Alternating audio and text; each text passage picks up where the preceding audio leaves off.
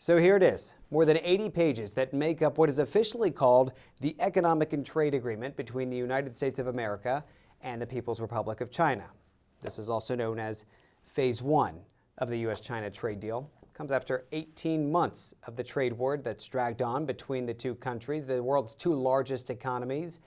The U.S. and China both portraying this as a win.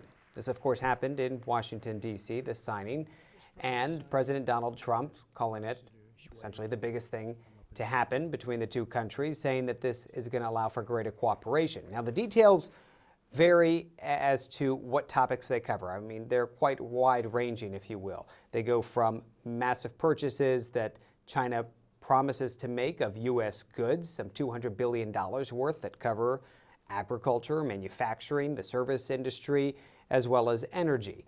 And they even go into other details such as counterfeit goods and protecting against copyrights, even things as specific as food safety and guaranteeing that infant formula that is exported from the U.S. into China will maintain certain standards.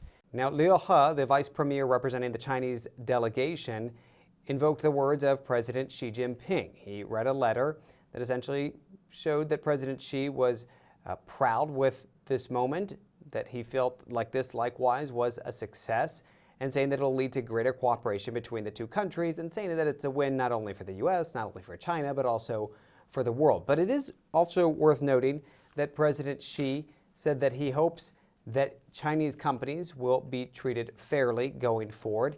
He also said that he supports exchanges in universities and research organizations going forward. So it seems that he used the moment to show that the U.S. and China should not decouple, but should rather continue to work together.